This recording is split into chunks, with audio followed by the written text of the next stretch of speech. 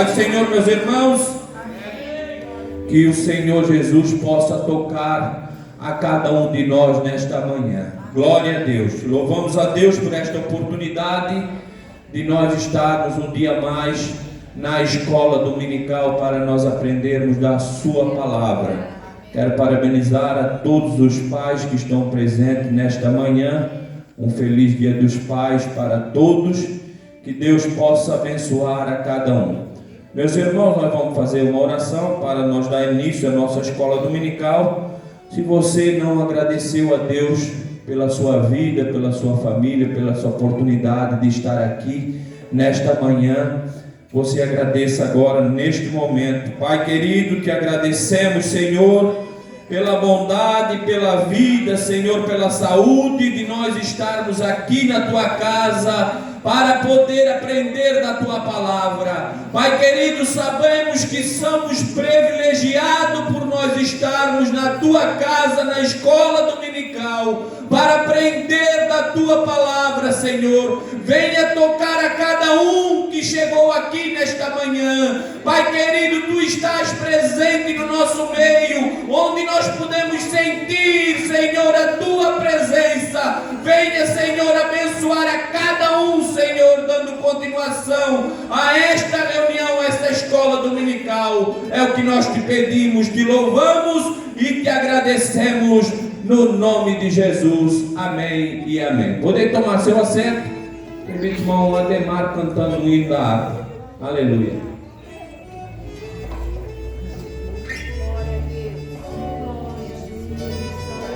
Glória a Deus. Saúde os irmãos com a paz do Senhor. É o 306. A nossa glória a Deus.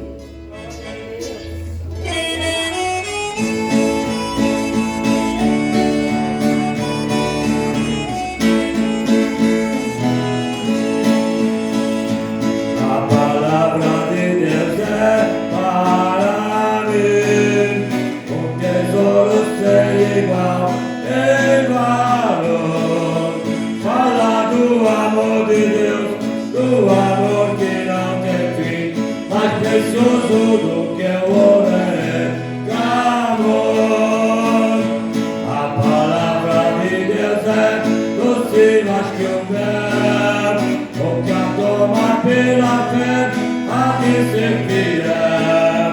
Porque Deus nos concedeu o Emmanuel, rocha viva onde mana leite e mel.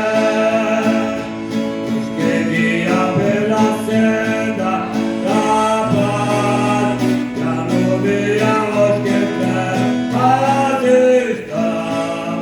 Lâmpada que nos faz ver os avisos de Satanás e que brilha mesmo na escuridão. A palavra de Deus é doce mais que o mel. O que a toma pela fé há de ser fiel, porque Deus nos concedeu o Emmanuel, a chave de mana leite e mel. É um farol que sempre resplandeceu e que mostra a porta da salvação. Quem na arca já entrou e como não se esqueceu, chegará por certo a eterna mansão. A palavra de Deus é doce mais que o mel. O que a toma pela fé há de ser fiel, porque Deus nos concedeu o Emmanuel, a chave viva onde mana leite e mel. Deus abençoe, obrigado pela oportunidade. Em nome de Jesus. Aleluia. A palavra de Deus é doce mais que o mel. Glória a Deus. Vamos se pôr de pé uma vez mais, meus irmãos. Quero chamar os professores aqui na frente que vão ministrar a aula nesta manhã. Se tem alguém para o discipulado, Aí só chegar aqui atrás que o pastor vai ministrar o discipulado. Aleluia. Glória a Deus. Irmão Raimundo, vem com essa oração. Aleluia. Glória a Deus. Aleluia.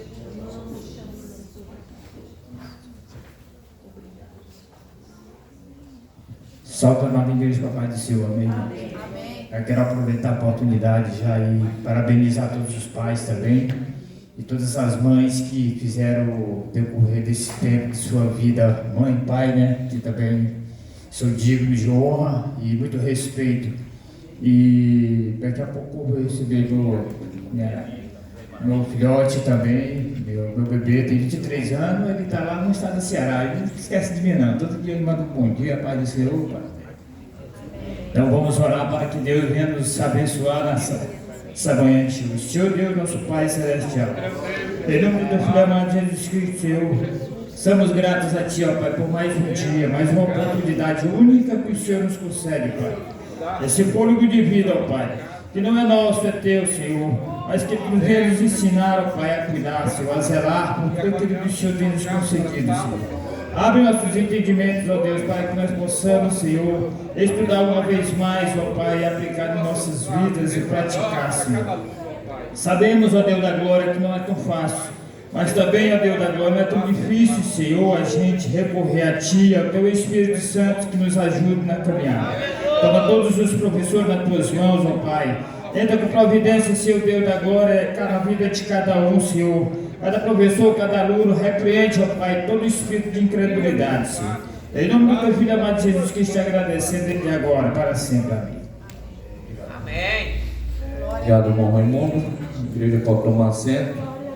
Os professores, os alunos podem se dirigir às suas salas. Glória a Deus. Vamos cantar o nosso corinho.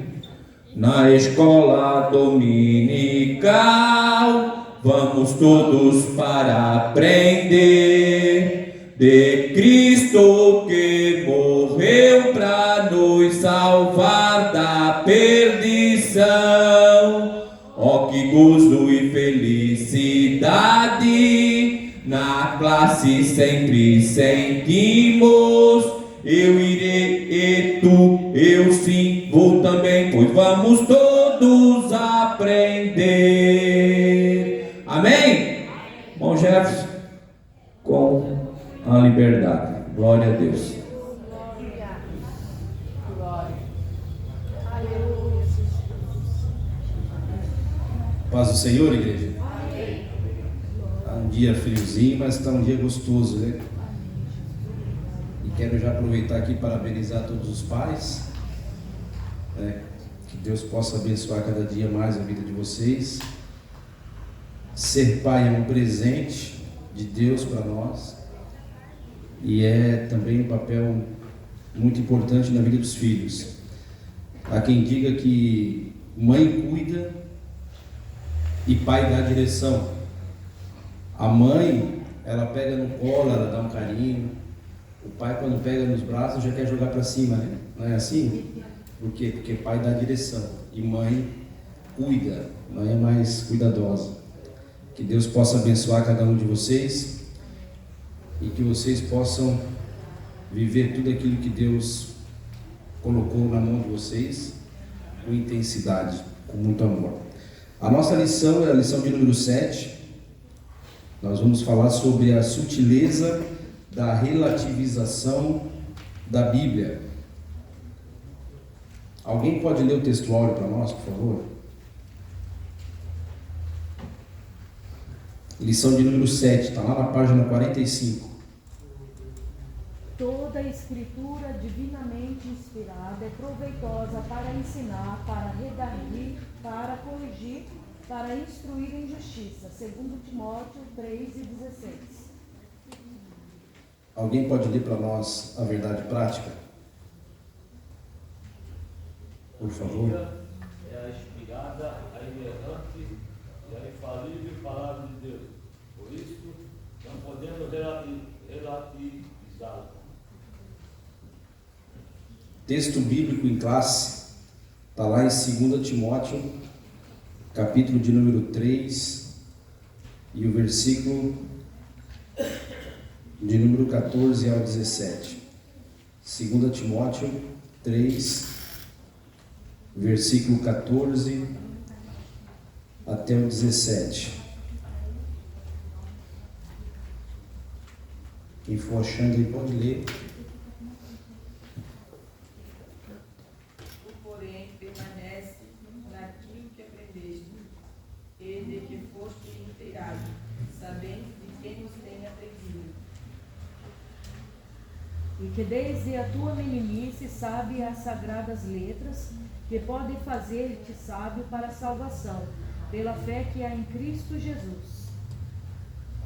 Toda a escritura divinamente inspirada é proveitosa para ensinar, para redarguir, para corrigir, para instruir em justiça. Para que o homem de Deus seja perfeito e perfeitamente instruído para toda boa obra. O 16, eu quero só que é o nosso textuário.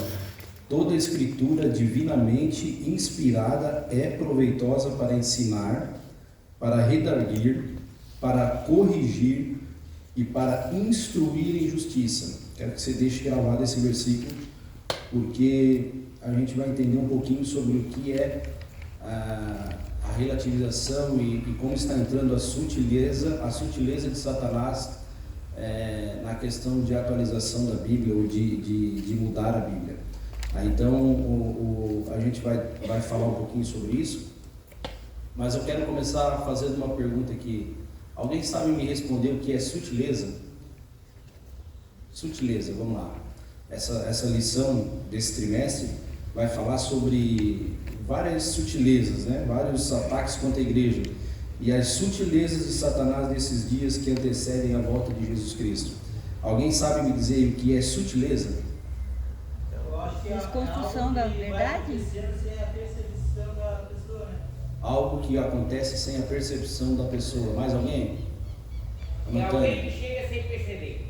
Alguém que chega sem perceber. Mantânia tinha falado? Eu acho que eu marquei outra coisa, desconstrução da verdade? Desconstrução da verdade. Mais alguém? Segundo o nosso dicionário, o que é sutileza é excesso de leveza, finura, delicadeza, o que não se percebe facilmente. Ou seja, vai chegando, que nem foi falado, vai chegando de mansinho, e quando você vê já está dentro da igreja, já está infiltrado, e aí para mudar isso é muito difícil, é muito complicado.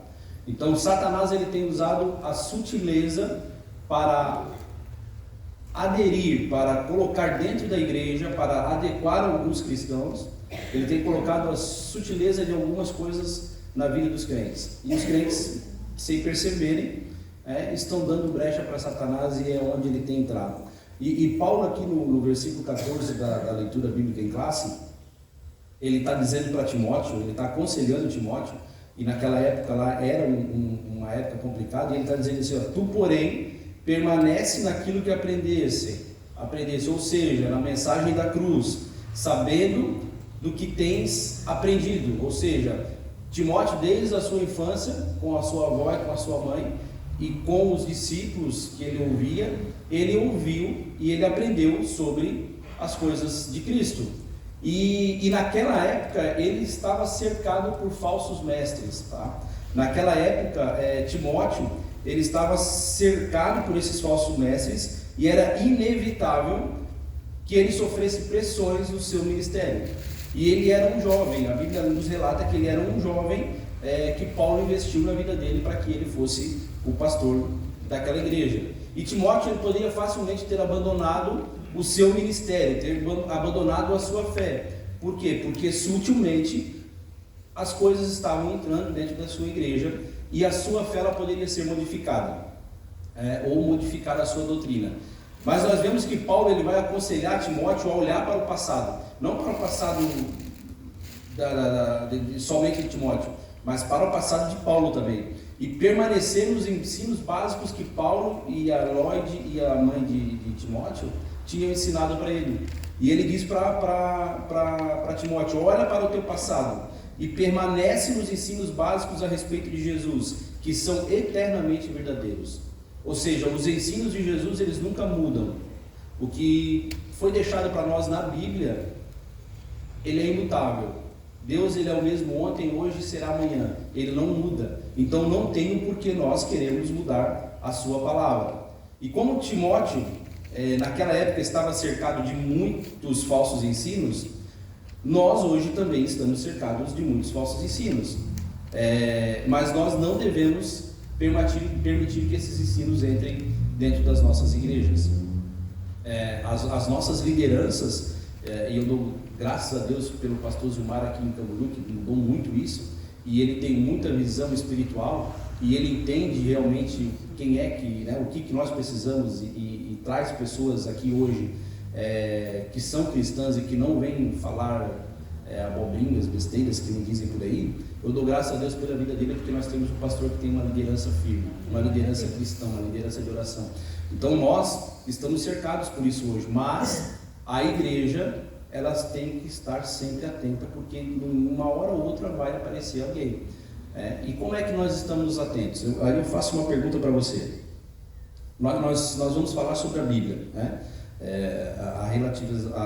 a sutileza de Satanás da relativização da Bíblia. Aí eu faço uma pergunta para você. Quanto tempo você tira hoje para ler a Bíblia? Quanto tempo hoje você para ouvir Deus falar? Às vezes a gente procura profecias, às vezes a gente procura pessoas que venham falar coisas de Deus para nós, às vezes a gente ora, pede tanto para que Deus fale conosco, mas a sua palavra, ela está na nossa mão. É verdade. E nós não abrimos ela para lê-la, para ouvir. A gente quer que alguém que venha revelar a minha vida, sendo que a minha vida já está revelada dentro da Bíblia. Tudo que eu preciso está dentro da Bíblia, tudo que eu necessito, tudo que eu vou fazer, tudo que eu preciso para me alicerçar em Deus já está aqui, e muitas das vezes eu quero buscar uma outra pessoa aquilo que eu acho que é bom para mim. E esse é um dos principais problemas que nós temos vivido hoje em dia. É buscar nos outros aquilo que a Bíblia diz que eu tenho que fazer. É buscar em pessoas aquilo que a Bíblia já está revelada para mim. Eu tenho que tomar muito cuidado, porque quando eu faço isso, quando eu abro brecha para isso, quando eu só ouço pregações, quando eu só ouço alguém falar, quando eu não estudo, quando eu não medito na palavra de Deus, tudo que os outros falarem é o que eu vou acreditar. Por isso que tem muita gente hoje ignorante, irmãos, espiritualmente falando. Porque elas vêm para a igreja, elas ouvem a palavra e vão para casa, e não leem a palavra. Elas vêm na igreja, elas ouvem o pastor pregar, e elas vão para casa e não ouvem o nosso bom pastor falar, que era através da leitura da Bíblia. E aí por isso que a gente hoje está vivendo um tempo de esfriamento espiritual. Muitos cristãos hoje dizem que são crentes, dizem que conhecem a Deus, mas não leem um texto da Bíblia por dia. Antigamente ainda tinha, não sei se ainda existe hoje, eu tenho guardado lá em casa aquelas caixinhas da promessa, né? Todo dia você ia lá, parecia um ritual, né? Todo dia ia lá, tirava um, dizia, opa, não, esse aqui não é muito legal para o dia de hoje, vamos tirar outro. Vamos tirar um bom aqui, aí tirou um bom, aí amém, esse é um bom. Mas a palavra de Deus, ela é necessária na nossa vida. E por isso que as pessoas hoje, elas estão tentando mudar a Bíblia, estão tentando relativizar, estão tentando dar uma nova cara para a Bíblia. E nos dias de hoje, o trabalho dos pais, como hoje é dia dos pais, né? O trabalho dos pais é importantíssimo na vida dos filhos, ele é vital para a vida dos filhos. Por quê? Porque tanto no lar como na igreja, nós devemos ensinar e perceber que as crianças pequenas, elas são uma oportunidade de crescimento, uma oportunidade e uma responsabilidade que Jesus nos dá. Jesus, o que ele queria das criancinhas? Elas perto dele. Jesus disse, deixai vir a minhas criancinhas, ou seja, Jesus, desde pequeno, as criancinhas, ele está ensinando que eles devem seguir a Jesus Cristo. E hoje as nossas escolas, a gente já tem falado aqui algumas lições, as nossas escolas hoje estão tentando doutrinar os nossos filhos.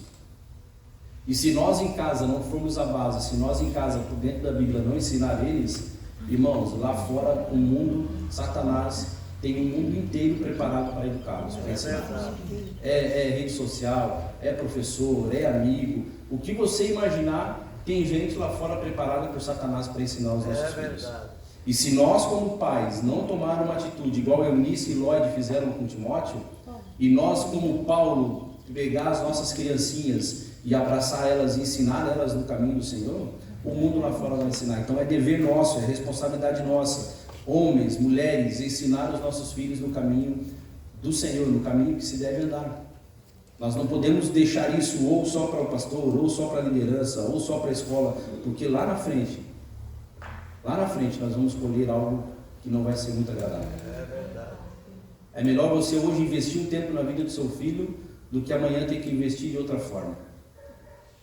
É melhor hoje você parar um tempinho, conversar e sentar com seu filho, brincar com ele, educá-lo por dentro do que a palavra de Deus ensina, do que amanhã ou depois você está aqui pedindo oração, chorando, sofrendo, como muitas vezes a gente vê pessoas sofrendo, clamando para que Deus salve a sua família. Mas talvez lá na infância, não quero julgar ninguém, mas talvez lá atrás, quando era para ter um tempo sentado com seu filho, ensinando, orando, educando dentro da Bíblia, muitas das vezes não tiveram esse tempo. É verdade. Tem outras situações, tem situações que os filhos crescem e querem mesmo, mas quando a gente ensina a criança no caminho do Senhor, irmãos, a gente vai colher um fruto muito bom. Quando a gente deixa de fazer isso na infância, a gente lá na frente vai colher algo que não é legal. Então a Bíblia, ela não é uma coleção de histórias, tá? A Bíblia, ela aponta para Jesus Cristo. E alguns dizem que a Bíblia é uma fábulas que contém mitos, porque a Bíblia é um livro histórico também, tem muitas coisas históricas, mas tudo isso não passa ou ideias humanas a respeito de Deus. Mas nós sabemos que a Bíblia não é um livro humano, ela foi escrita por homens de Deus e ela foi inspirada por Deus. Então a Bíblia, ela é a palavra de Deus. Tem alguns que dizem que a Bíblia contém a palavra de Deus. Outros dizem que ela fechada é só um livro de capa preta. Não, a Bíblia é a palavra de Deus, tá? Ela não contém e ela não é um livro normal fechado, ela é a palavra de Deus. E através do Espírito Santo, Deus revelou a essas pessoas e eles foram escrevendo o plano de Deus para os homens. E os autores, eles escrevendo, muitas das coisas eles levaram em conta pelo contexto que eles viviam na sua época, tá? Então, hoje, se alguém vier contar uma história para mim e pedir para eu escrever, eu vou contar realmente a história que aconteceu, mas muitas das vezes eu vou usar algum contexto do meu ciclo, da minha geração. Então foi o que aconteceu, tá? Foram livros escritos por homens e eles, através da inspiração divina, eles escreveram esses livros e foram relatando o que o Espírito Santo escrevia e usaram contextos históricos da época. Então, por isso que alguns dizem que é um livro mitológico, tá? E Deus deu liberdade para que eles usassem os seus talentos, a sua imaginação e escreverem o que Deus queria que eles escrevessem. A Bíblia, ela é completamente fiel, ela não muda, ela não pode mudar. Por quê? Porque Deus, ele estava nela quando ela foi escrita e Deus está nela, então ela não muda, Deus é fiel. Quando eles começaram a escrever, era Deus quem estava dando a palavra. Hoje, quando nós estamos lendo, é Deus que está falando. Então a Bíblia, ela é fiel, ela sempre foi, tá? A Bíblia inteira, ela é a palavra de Deus, inspirada por Deus, e por ser inspirada por Deus, nós devemos aplicá-la em nossa vida. Eu leio alguns livros, irmãos, e dificilmente eu pego algumas coisas dos livros para aplicar na minha vida. Por quê? Porque muitas das coisas que é escrito em livros serve ou serviu para a vida do autor. Talvez vá servir para alguém, enfim, mas a Bíblia, ela de modo geral, ela pode ser aplicada na minha vida. É o único livro que do começo ao fim ela pode ser aplicada na minha vida, em todas as coisas que a gente lê ali, em todas as coisas que eu for ler da Bíblia, podem ser aplicadas para a minha vida normal, para a minha vida, elas devem ser aplicadas para a minha vida. A maneira de eu andar, a maneira de eu representar a Cristo, a maneira de como eu me portar com os irmãos, a maneira de como amar a Deus. Então tudo o que eu preciso está na Bíblia. verdade. Tudo que eu necessito está na Bíblia, não tenho por que eu procurar em outro lugar. Então, por isso, a Bíblia, ela é a palavra de Deus. Por quê? Porque ela me dá isso. Ela pode testar, e eu posso atestar que Cristo é vivo, que Jesus Cristo vive e que Ele habita em mim. Fala, Modolino. Acontece o seguinte, quando você lê um livro, quando você lê uma Bíblia que não é inspirada pelo Espírito Santo, como a Testemunha de Jeová e a Católica que é acrescentada, Testemunha de Jeová são tirados 17 versículos bíblicos da Bíblia do Testemunho de Jeová. Eu já li tudo, então a gente sente, o Espírito Santo de Deus faz a gente sentir que não é para ler um livro desse, não adianta ler um livro daquele, adianta ler a nossa Bíblia original, porque ela é inspirada pelo Espírito Santo e ela é obedecida, ou foi obedecida pelos homens, inspirada pelo Espírito Santo, para poder colocá-la completamente, livro completo. Tanto é que tem as religiões do muçulmano, Torá, Talmud, Alcorão, tudo são livros que para eles são Bíblias, para eles são religiões, mas só lei. Onde opera a lei, não opera a obra do Espírito Santo. Onde opera a obra do Espírito Santo, ali tem a alegria de que a pessoa tem uma fé, uma esperança, um amor da salvação da vida eterna. Sim. Enquanto que os outros livros não têm a salvação da vida eterna. Exatamente. Por quê? Por que os outros livros não têm? Muitos pregadores, eu acredito que o pastor já ouviu muito isso, dizendo que recebeu uma inspiração quando estava lendo a Bíblia. Isso não é verdade, tá, irmãos? Ele pode ter uma iluminação. Por quê? Porque a gente sabe que a Bíblia ela foi inspirada por Deus há muitos anos atrás. Então hoje, se alguém disser isso, eu recebi uma inspiração de Deus aqui quando estava lendo a Bíblia. Não, isso não existe. Por quê? Porque essa inspiração já foi lá. Os escritores de livros, eles são escritores comuns. Eles podem ter uma iluminação de Deus para escrever um livro? Podem. Eles podem ler um livro, escrever um livro a respeito da Bíblia, comentando a sua versão? Pode. Só que ela não vai ser inspirada por Deus. O livro dele não pode ser uma bússola para mim. O que é uma bússola para mim é a Bíblia. E contra os falsos profetas, que a gente vai falar daqui a pouco, esses falsos mestres e falsos ensinadores que estão surgindo nos dias de hoje, é necessário que eu conheça a Bíblia. É necessário que eu leia a Bíblia. E é necessário que eu a pratique. Se eu não fizer isso, tudo que vier de fora vai me contaminar. Hoje a gente toma aí vacina para o Covid para pegar um Covid mais fraco. Mas quando você lê a Bíblia, diferente dessa vacina, você fica imune. Realmente. Se você estiver firmado na palavra de Deus, o pecado vai vir, vai bater em você e não vai correr. Ele nem vai chegar muito perto de você. Só que você tem que estar firmado na palavra de Deus. Se não tiver, meu amigo, lamento informar, mas você tem uma grande chance de cair. Se você não estiver firmado na palavra de Deus, se você não estiver firmado na oração, se você não estiver vigiando, você vai cair. Não adianta, porque é assim. A Bíblia é um antídoto contra todo mal, contra todo pecado. É a palavra de Deus. Não tem outro caminho para eu seguir. Tá? Então, por isso que eu fiz a pergunta para você. A Bíblia é tudo isso para nós. E quanto tempo nós dedicamos para a Bíblia? Quanto tempo nós paramos para ler a Bíblia? Jefferson, só mais uma coisa. É verdade que existe inspiração, para a pessoa é inspirada para alguma coisa, mas não na Bíblia, porque na Bíblia é tudo revelado por Deus, mas os hinos espirituais, ali sim, quando a pessoa recebe uma revelação para cantar um novo canto, Aí já é outra conversa, Dolino. Vamos lá. Gente, eu só não estou lendo a lição aqui, mas tudo que eu estou falando está dentro da lição, tá? Recentemente teve um pregador, e eu falei isso, se eu não me engano, foi na outra lição que se referia à Bíblia.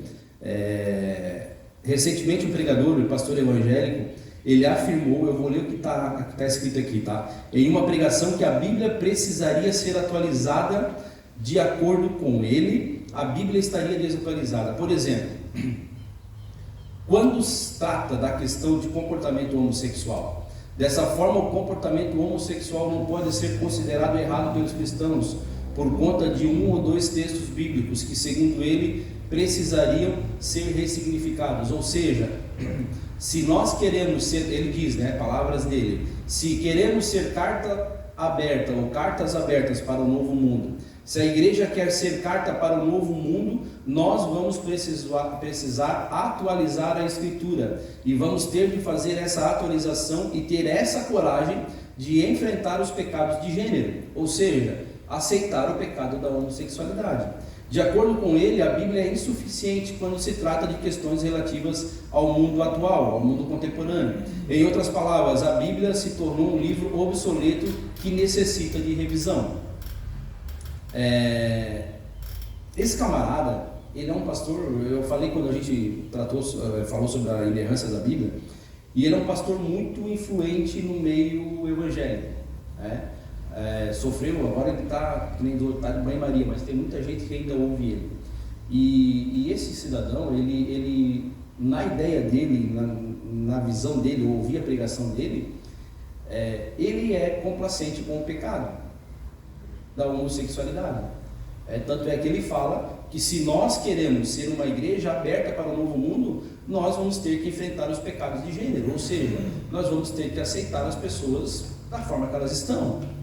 E a Bíblia é muito clara com isso. Eu até falei aqui outro dia que estão tratando pecados como problemas. E pecado, ele continua sendo pecado. Errado é errado. É a Bíblia que fala isso. Então ele está no entender dele, na visão dele, uma das razões que justificam essa atualização da Bíblia se diz respeito à questão de gênero da sociedade. Ou seja, ele mostra que enxerga a questão de comportamento sexual como normal. Ele aceita. Não dá. É por isso que a sutileza de Satanás, e a gente tem que entender a palavra sutileza, porque Satanás ele está infiltrando algumas coisas sem nós percebermos. É verdade. Muitas das vezes a gente fala algumas coisas, se refere a algumas coisas, não é para que a gente ofenda vocês, mas é que para que a gente esteja de olhos abertos, porque o diabo está infiltrando algumas coisas sutilmente dentro da igreja.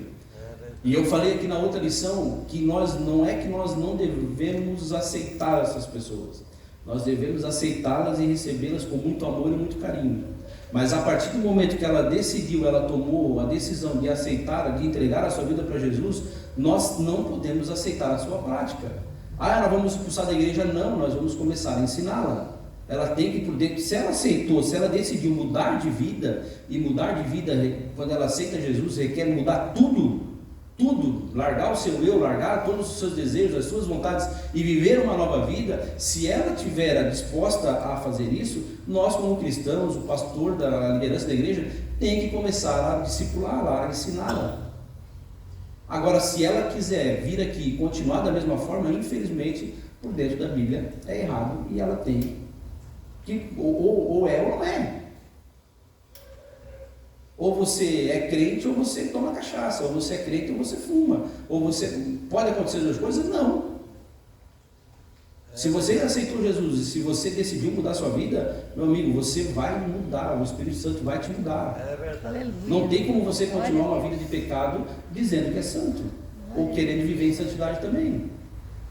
Mas tem as lutas de cada dia, tem as lutas de cada dia. Mas por isso que nós temos que se firmar na palavra de Deus para nós vencermos ela. Para nós vencermos a tentação. Um vício não pode ser maior do que a obra do Espírito Santo. Um desejo meu não pode ser maior do que a vontade do Espírito Santo, do que a vontade de Deus para a minha vida. Então esse camarada, no entender dele, ele está querendo dizer isso, que nós devemos aceitar os pecados de gênero, que nós devemos aceitar as pessoas da forma que elas estão. Criaram, eu até tinha marcado alguns textos ali que eles mudam, mas enfim, o que eles mudam? Eles criaram uma Bíblia para eles, exclusivo para eles, e nessa Bíblia aqueles textos que falam sobre, eu acho que é Levítico, né, que fala sobre homem deitar com outro homem, e lá em 1 Coríntios, que eu não me lembro agora, que fala sobre isso, eles dizem que a tradução brasileira está errada. Ou seja, lá não quer dizer que o homem deitar com... Não é um homem que deita com outro homem. É um homem que deita com vários homens, ou seja, se prostitui. E na linguagem de Coríntios também, o que ele está dizendo ali é que não é por exemplo, eles aceitam que 2 homens se casem ou 2 mulheres se casem. O que não pode é um trair o outro, né? O que não pode é dormir em várias camas. É a isso que eles se referem. Então eles mudam esses textos de acordo com o que eles querem viver. E a Bíblia não é isso. A Bíblia que está aqui é a Bíblia que Deus nos revelou. A partir disso, heresia. E nós temos que ter bases bíblicas e nós temos que nos posicionar como cristãos. Então ele entende que se a igreja quiser de fato ser uma referência para o mundo, precisa atualizar o seu manual, a fim de que possa enfrentar os pecados que tem cometido em relação à questão de gênero. Olha só, a fim de que possa enfrentar os pecados. Quem que tem cometido pecados aqui? Nessa frase, eu entendo que ele está se referindo à igreja. Seu manual, a fim de que possa enfrentar os pecados que tem cometido em relação à questão de gênero. Então aqui ele está invertendo o negócio. E aí ele diz assim, ou seja, segundo ele, manter uma visão conservadora nessa área, a igreja estaria cometendo pecado. Foi o que eu anotei porque foi a versão que eu entendi dele. E isso aqui está baseado na nossa lição também. Então, na visão dele, se eu não aceito um casal do mesmo sexo congregando na minha igreja, quem está cometendo pecado não é eles, é eu. Olha que absurdo, gente. Se eu não aceitar ele com a vida pecaminosa dele, do jeito que ele está, quem está pecando sou eu. Olha onde é que nós estamos chegando. Não pode aceitar. E o porquê que quando eu comecei aqui eu disse que pai da direção? Porque o dever dos pais é ensinar os filhos. E esse camarada, ele é muito influente no meio dos adolescentes e no meio dos jovens. Muitos jovens têm ele como referência. E muitas coisas do que esses camaradas falam, essas pessoas que são ignorantes do evangelho, ignorantes espiritualmente falando, eles vão ter isso por regra. Por isso que o dever do líder, do pastor, do pai é o quê? É ensinar a palavra de Deus, mas a palavra de Deus correta. Irmãos, e esses homens serão muito cobrados pelo que estão falando, assim como eu vou ser cobrado por estar aqui hoje falando. Porque qualquer coisa que sair da minha boca que fere aquilo que Deus quer, eu estou pecando. E esses homens, eles estão tentando mudar o evangelho, estão tentando tornar o pecado normal no meio da igreja. E nós não podemos aceitar isso. Mas só que quando nós não lemos a Bíblia, quando eu não me dedico à oração, quando eu não sento para conversar com meus filhos, eu estou me dedicando a isso, contra isso? Eu estou combatendo isso? Não. Eu estou mais ou menos dizendo assim, o Ed lá, o nome dele é Ed René, irmãos. Depois você procura lá, Ed René Quitz. Está lá no YouTube para todo mundo escutar a pregação dele. Ele foi reportagem em vários jornais, dizendo que o pastor diz que a Bíblia precisa ser atualizada, e até o tema da lição é baseado nesse texto dele, tá? E ressignificada. Então nós não precisamos disso. O que nós precisamos é que o Espírito Santo haja na vida dessas pessoas e eles se convertam, tá? Então não é nós que cometemos pecado, tá? E que fique bem claro isso, quando nós não aceitamos o pecado, tá? Quem comete pecado é quem peca, e não quem aceita. E se você aceitar o pecado, você está pecando igual, tá? Então nós não podemos passar a mão na cabeça. Hoje está muito normal, né? Hoje você não pode corrigir, hoje você não pode falar em público, hoje você não pode disciplinar de tal forma. Por quê? Porque existe todo um cuidado com a imagem da pessoa, mas o pecado ele ainda continua apodrecendo por dentro. Estereotipicamente, por fora, a gente precisa ter alguns cuidados, mas se a gente não tratar, o pecado por dentro vai comendo e vai apodrecendo você. Então nós temos que ter cuidado, e a gente só vai se fortalecer, e eu vou estar aqui frisando sempre isso, que você só vai se fortalecer enquanto você estiver firmado na palavra de Deus, tá? E quando nós comparamos a realidade de alguns públicos atuais com o espelho da palavra de Deus, nós vimos o reflexo de uma mentalidade desviada, ou de uma vida desviada, fora do eixo, né? Você vê alguém fora do eixo, alguém afastado da posição normal, do caminho alterado, que não seja a cruz de Cristo, você vai ver que essas pessoas vão estar igual o pastor Ed, igual esse homem fazendo esse tipo de afirmação, ou seja, se desviando do caminho, saindo daquilo que realmente é o cristianismo, tá? E tenha em mente, sempre, a cruz de Cristo é o foco principal. Alguns dizem que o Velho Testamento não faz parte, o Velho Testamento era para aquela época. O Velho Testamento, ele nos direciona o tempo todo para a cruz, tá? Então ele é essencial para nós também. O tempo todo ele está sinalizando que vai acontecer um sacrifício na cruz do Calvário. Então por isso que muitas pessoas, eles dizem, o Velho Testamento, está lá no Velho Testamento, está no Velho Testamento, está na Bíblia, tá, então eu tenho que seguir. Tá aqui, tem coisas que é para tempos contemporâneos, diversos períodos, tem, mas eu posso tirar uma lição de todas elas, tá bom? É possível nós identificarmos muitos altares tortuosos de onde flui uma aparente, mas ausente verdade, como lá em Jeremias, como nos dias de Jeremias. Né? O que esse pastor aqui aparentemente, né, ele fala algo que flui, que aparentemente é bom, mas é ausente da verdade, né? Ausente daquilo que é a palavra de Deus. Tem um livro que eu li, eu recomendo, se você puder ler, eu vou ler aqui um trecho dele, que o nome do livro é um livro bem forte, irmãos, é do pastor Irineu Rodrigues, e o nome do livro é Púlpitos Desviados. Púlpitos Desviados. Ele tem um livro também, A Igreja Desviada, e eu li esse Púlpito Desviado. E ele diz assim, ó: de fato, onde a verdade é preterida para o agrado dos ouvintes, há um púlpito desviado. Onde a diária consagração não é vital para o pastor, há um púlpito desviado. Onde a busca pela teologia cessa e o raso conhecimento humano se torna suficiente, há um púlpito desviado. Onde princípios divinos são tratados como meros protocolos, há um púlpito desviado. Onde pensamentos ardentes sobre as coisas eternas deixam de ser regulares, há um púlpito desviado. Onde não existe centralidade e deleite na glória de Deus, há um púlpito desviado. Onde a aquisição de bens e fortunas se torna o conteúdo principal da mensagem, há um púlpito desviado. Onde modelos mundanos influenciam práticas cristãs, há um púlpito desviado. E onde a advertência pela semelhança com Cristo é desprezada, há um púlpito desviado. Aí você vê uma pessoa dessa influente falando algo, é um púlpito desviado. Ensinando algo que é contra a Bíblia, o camarada está desviado. E de um modo geral, a sua igreja também está pagando um preço. Outro dia eu vi um pastor aí que infelizmente ele não confessou, mas veio à tona o seu adultério há 10 anos atrás. E eu me apavorei, e daí ele foi obrigado a confessar, irmãos. E quando ele confessou, quando ele falou diante da igreja, ele disse que ele ia sair da igreja por um tempo, a igreja não quis aceitar a saída dele. A igreja pedia para ele ficar, a igreja pedia para ele continuar. Você acha que está certo isso? Ele só confessou o pecado porque foi descoberto, porque apareceu um filho, uma filha. Se não tivesse aparecido, ele não teria confessado, ele continuaria sendo pastor.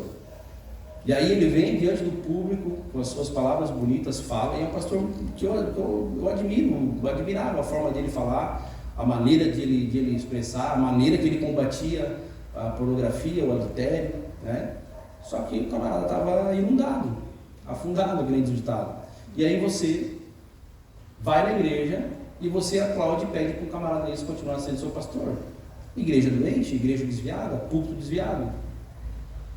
Quando eu venho aqui eu prego, que nem um outro pregador aí, porque você é o centro, é o ponto fraco de Deus. Como assim eu sou o ponto fraco de Deus? Púlpito desviado. E a igreja que aceita isso é uma igreja desviada. Se você se acha o centro, o ponto fraco de Deus, irmão, dobra o joelho aqui na frente que nós vamos orar por você hoje para você aceitar Jesus. Ou seja, esses falsos mestres, esses falsos pastores, eles estão ensinando de uma forma errada, são pregações de demônios, eles estão ensinando a igreja de uma forma errada e tudo parece que vai bem. Multidões seguindo, multidões, né, falando, lendo suas pregações, famosos se convertendo. Outro dia eu vi um famoso desse que se converteu, um cantor aí, e ele se converteu e foi se batizar lá no Rio Jordão, pastor. Coisa mais linda, emocionante. Aí ele volta para cá e lança uma nova música sobre traição, sobre adultério, e ele coloca a sua filha de 6, 7 anos dançar. Que conversão é essa? Está no YouTube para você ver. Está no YouTube, o tal do Safadão aí. Tem aí. Está aí, para você ver. Se converteu, vai na igreja, foi se batizar lá no Rio Jordão para ser mais bonito. É esse evangelho que está sendo pregado. É esse evangelho que as pessoas estão aceitando. E a sutileza de Satanás. Ou se o safadão está crente pode dançar, né? Bota a filha para se rebolar. A senhora viu? Aí, ó. Se o pastor Ed pode falar isso, Ele está sendo Se você parar para olhar, tudo isso que a gente está falando são as sutilezas que Satanás tem colocado dentro da igreja. O pastor Ed é um pastor influente, famoso, está aí na mídia. Falando isso, sutilmente as pessoas começam a aceitar. O pastor lá que foi pego agora em adultério, sutilmente ele sempre abordou a igreja de uma forma geral e sempre teve a visão dele de um bom pastor. Quando descobrir o seu pecado, continua sendo pastor. Porque as sutilezas de Satanás ela vai entrando, irmãos. E quando a gente vê, toda a igreja ela está afundada nesse pecado. Em nome do amor. Eu vou falar isso também. Que em nome do amor muitas pessoas vão falando isso. Tá? Então, deixa eu correr, senão o Claudete daqui a pouco puxa minha orelha. A Bíblia e o politicamente correto, que é o tópico 2 nosso, os fundamentos e valores cristãos eles estão sendo derrubados e destruídos. Isso está sendo construído há muito tempo, eles estão tentando impor uma desconstrução dos valores cristãos. O politicamente correto está causando uma narrativa a fim de desconstruir os valores cristãos e substituí-los por outros. Dentro desse novo padrão, que o mundo está tentando, que Satanás sutilmente está infiltrando já dentro das igrejas, e não é só no mundo que já está dentro das igrejas, o certo virou errado e o errado virou certo. E a Bíblia diz que é pecado. Então, se a Bíblia diz que é pecado, eu tenho que entender como pecado. Mas eles dizem que são formas diferentes de se viver. O que importa é que a mensagem principal da Bíblia é o amor, e que o amor justifica as suas ações pecaminosas, que é aquilo que o pastor falou agora.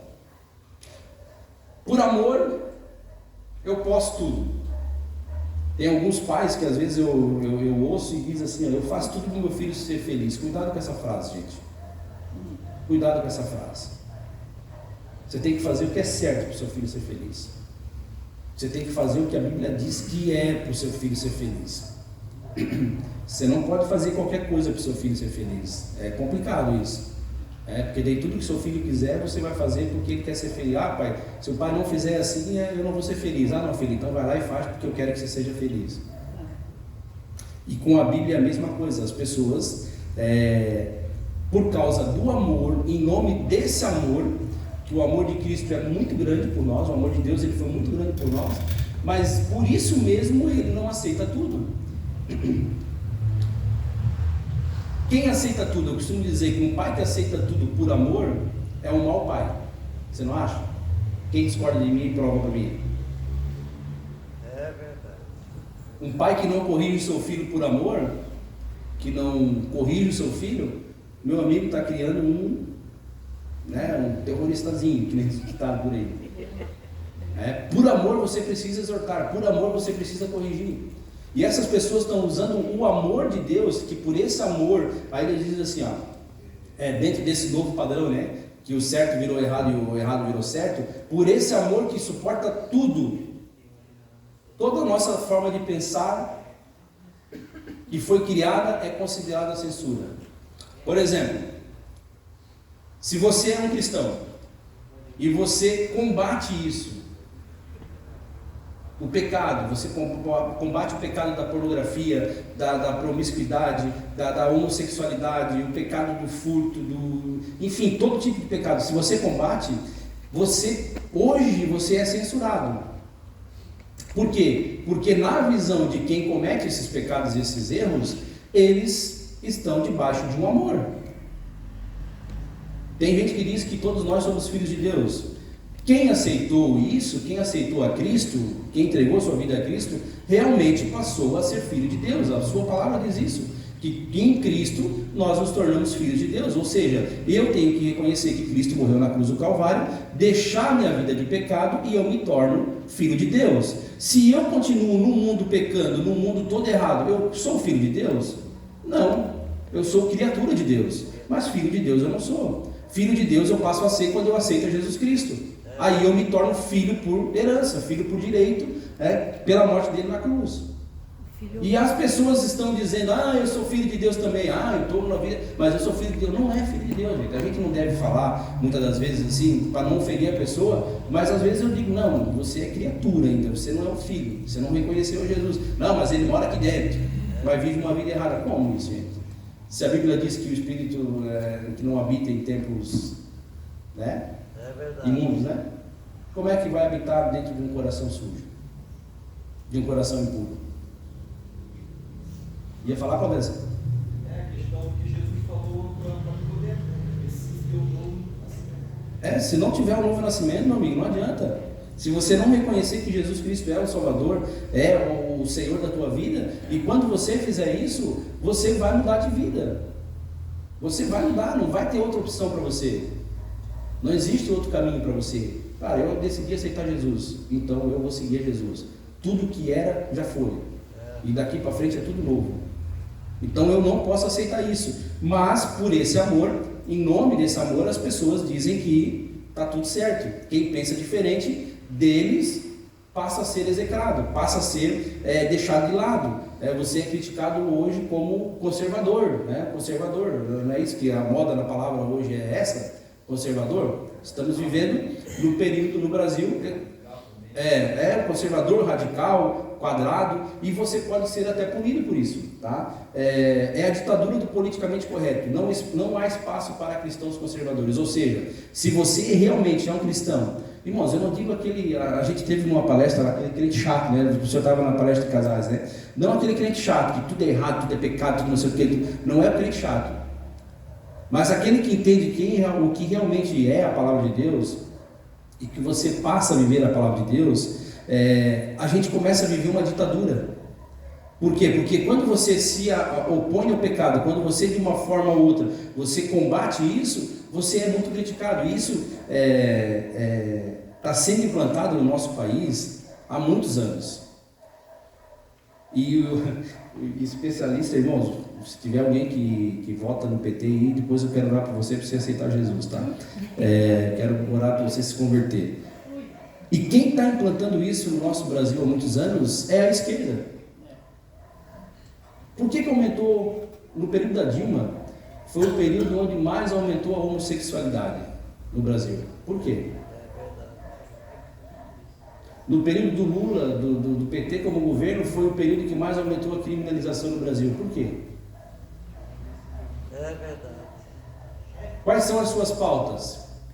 Eu estava dando uma lida em não quero entrar em política, irmãos, mas a gente precisa falar sobre isso na igreja. Eu estava lendo algumas pautas do governo do PT e eles querem inaugurar um novo período histórico de afirmação de direitos. E um deles diz que é promover a política para as mulheres visando a igualdade de gênero. E a outra é promover a cidadania LGBT e não sei mais o que mais lá. Aí diz lá que assim, não haverá democracia plena no Brasil enquanto brasileiros e brasileiras continuarem a ser agredidos moral e fisicamente ou até mesmo mortos por conta de uma orientação sexual. Propomos políticas que garantam os direitos ao combate à discriminação e o respeito à cidadania LGBTQI, não sei o que mais ela lê, em suas diferentes formas de manifestação e expressão.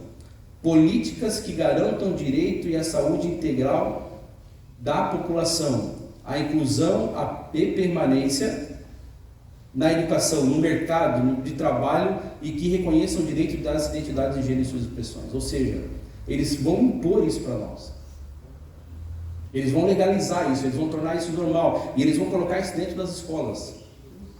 Eles vão colocar isso dentro das escolas. Eu vi uma cartilha do PT de 2007, 2009, onde eles ensinavam, isso foi distribuído 40 mil exemplares em Brasília, e ele mandou fazer mais 400 mil para entregar no Brasil todo. Para ensinar a forma de como se ter relação sexual para crianças de 7 a 12 anos. A forma de beijo, como fazer, tá lá, tá aí. Se você pesquisar na internet, você vai ver isso. Então, por isso que eu disse que quem vota nesses camaradas, eu preciso orar por vocês para vocês aceitarem Jesus de volta. Porque eles são totalmente contra a Bíblia. São a favor do aborto, são a favor da legalização das drogas. Isso, o cristão não pode aceitar isso. Jefferson, uma das coisas que está nascendo agora no momento é a questão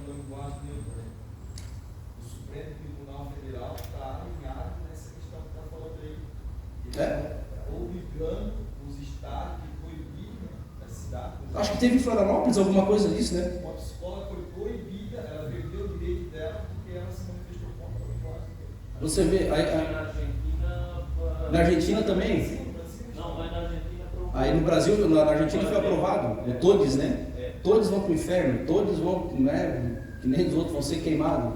Gente, isso não existe. E eles, eu falei aqui outro dia, por que eles querem infiltrar isso lá nas escolas? Por quê? Porque eles vão doutrinar as crianças, por isso que é sutileza. Se eles vierem nos adultos, os adultos já são um pouquinho mais casca grossa, alguns, né?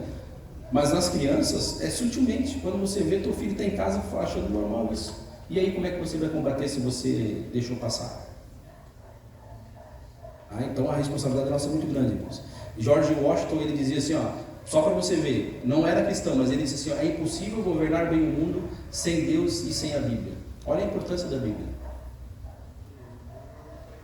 Olha a importância da Bíblia. Os Estados Unidos é a maior nação do mundo. E quem foi o seu conselheiro, o conselheiro de vários presidentes durante muito tempo? O pastor sabe, né? Billy Graham.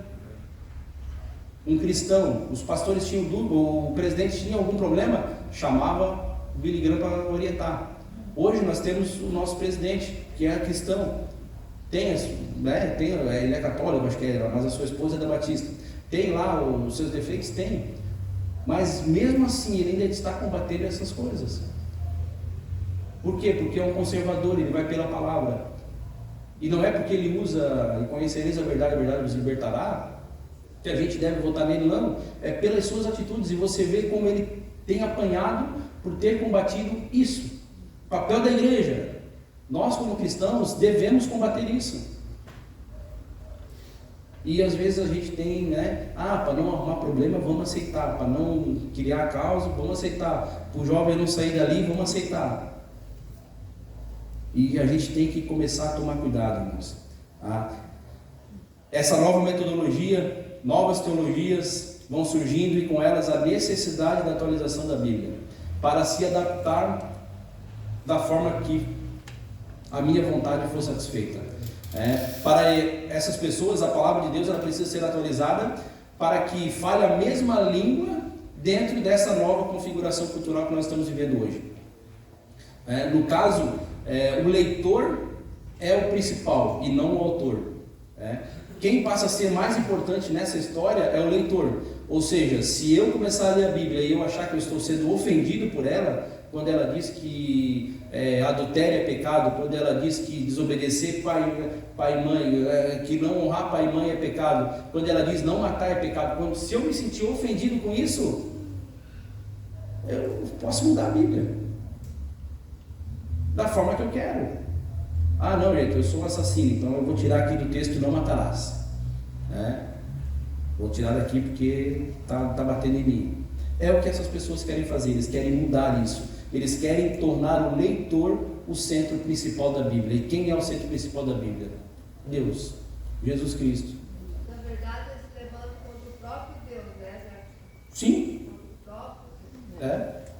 Se levanta contra o próprio Deus, isso mesmo. Então, nós estamos vivendo uma época em que o leitor é o principal. E a Bíblia precisa se ajustar a essa nesse novo método, nessa nova forma de ser. Assim surge um tal de outro evangelho que está na lição.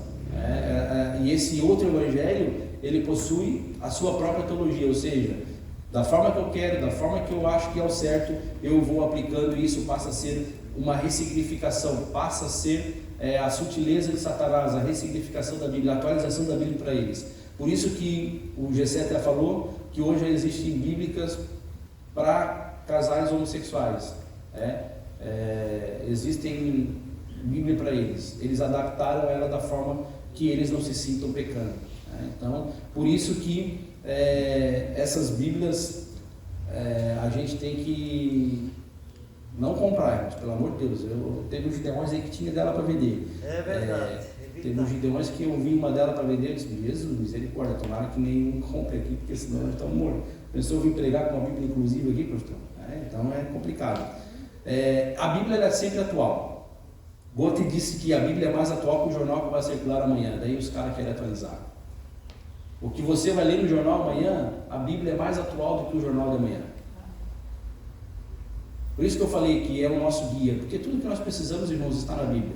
Desde emprego, namoro, casamento, financeiramente, tudo que você precisar de conselho está na Bíblia. Você não precisa procurar conselho no mundo, você não precisa bater na porta de ninguém, não é? Procurando conselho, procurando profecia. A Bíblia ela já é um livro de conselhos, é um manual do crente. A Bíblia ela é atual porque ela foi revelada por Deus. Ela foi escrita por Deus. E Deus é o mesmo ontem, é o mesmo hoje e vai continuar sendo o mesmo amanhã. Então não vai mudar a sua palavra. Ele não é um Deus, a palavra dele é assim, sim ou não. Não é mais ou menos, não é na dúvida. Hoje a gente vive uma geração muito duvidosa. Com Deus não tem isso, ou é ou não é. E Ele é o mesmo ontem, hoje e sempre, e a sua palavra é sempre a mesma. Ele não volta atrás. A Bíblia ela não pode ser ajustada da maneira ou conforme a nossa mentalidade, a mentalidade de uma cultura. Por quê? Porque a nossa cultura é caída, a nossa mentalidade ela é caída. Nós pecamos, nós fomos gerados em pecados, o pecado entrou no mundo. Então a Bíblia ela não pode ser ajustada de acordo com a nossa mentalidade. Por quê? Porque nós somos pessoas caídas, pessoas pecadoras. Continuamos todos os dias buscando a santificação. E ela deve ser, essas pessoas que nos ensinam ou que ensinam dessa forma, eu falei aqui antes, devem ser vistas como falso profeta, como hereges, como pessoas que querem nos afastar de Cristo. Às vezes a gente acha tão bonitas pregações, né? Eu me emociono, eu choro, e tem pregação, eles são bem eloquentes, tem pregações que realmente te fazem emocionar. Por quê? Porque essas pessoas são trabalhadas para tocar o seu emocional. Então nós temos que ter esse cuidado. A Bíblia é a revelação de Deus. Isso significa que ela tem origem em Deus e por Ele foi inspirado. Ela é tão atualizada que a Bíblia diz que eu feriam e enganaria até mesmo, se possível, até os disponíveis para você. Quantos estão sendo enganados? É verdade. Samuel, me tira uma dúvida. Eu aprendi que não acontece. Tipo assim, tem certos pregadores ou irmãos, né, que eu já ouvi falar aqui na igreja mesmo. A palavra de Deus, ela se renova. Eu aprendi que ela não se renova. Não, ela se renova, por exemplo, ela se renova. Teve um dia, pelo menos no meu entender é isso, tá? Ela não muda. Renovação e mudança é uma coisa bem diferente. Por exemplo, quem conheceu o cedro aqui antigamente, quando a maioria dos irmãos mais antigos, o púlpito do cedro era ali. A igreja do cedro mudou? Mudou ou não? Ela continua no mesmo lugar. Ela continua no mesmo lugar, continua a mesma igreja, só que o que aconteceu? Ela ficou mais grande. Então ela mudou. Ficou maior. Ela mudou, ela ficou maior. Mas se a reforma da igreja do cedro tivesse sido feita só onde ela estava, só pintado, como já foi feito várias vezes. Por exemplo, hoje, o pastor Christian diz assim, não, hoje nós vamos dar uma renovada na igreja, nós vamos só pintar ela e vamos só fazer, dar uma geral nela. É mudança? Não, é uma renovação, vai renovar uma pintura. A palavra de Deus, teve um dia que eu fui pregar num lugar, e era noite, e de manhã eu teve uma consagração, e na consagração, e a minha mensagem era de Daniel 1:8. Quando eu cheguei na consagração de manhã, a irmã que foi convidada para pregar, pregou Daniel 1:8, ela pregou uma mensagem totalmente diferente da minha, eu disse, Jesus, misericórdia. Aí à tarde tinha uma tarde de louvor, e o pregador foi lá e pregou Daniel 1:8 também. Eu disse, Jesus, o que eu vou falar para os adolescentes? Todo mundo pregando Daniel 1:8.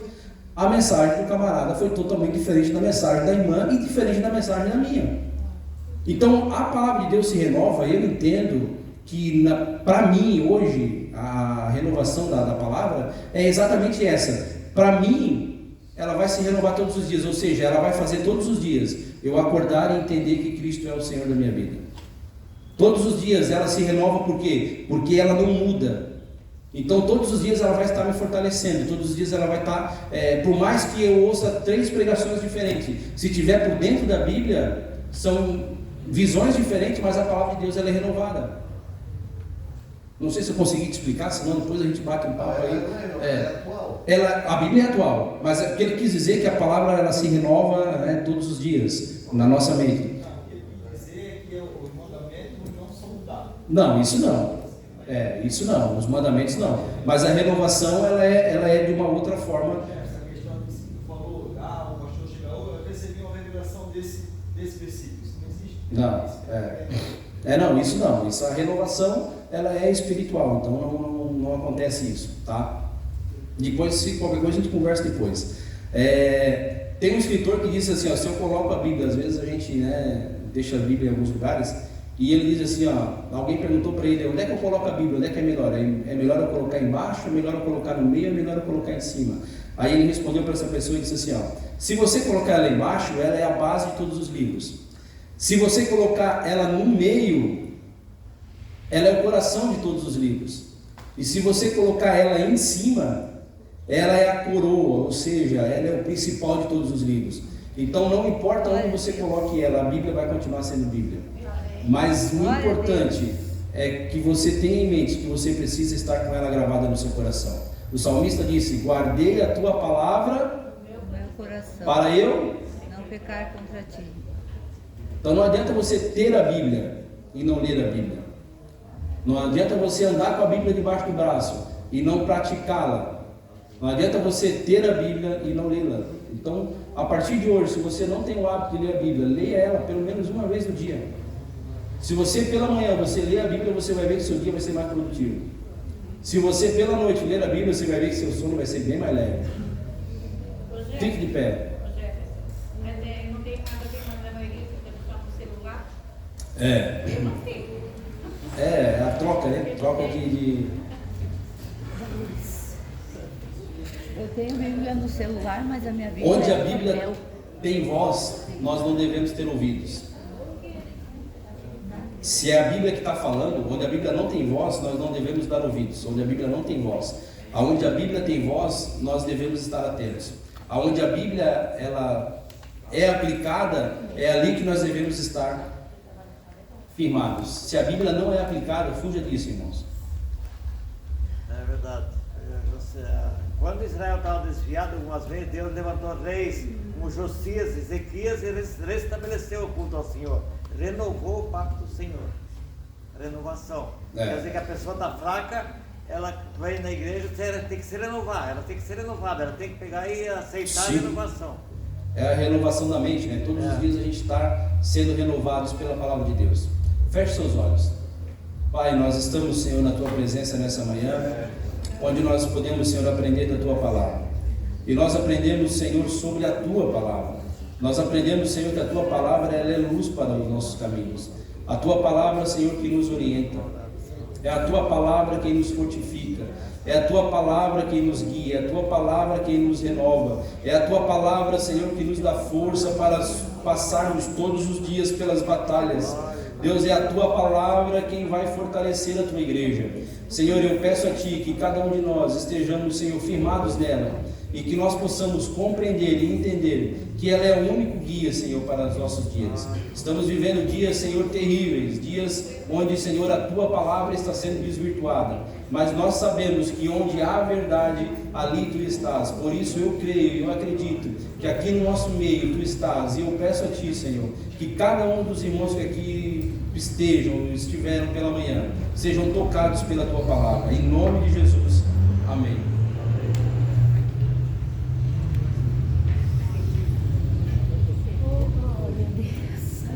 Pai do Senhor, meus irmãos, pode tomar o seu assento. Obrigado, com Jefferson.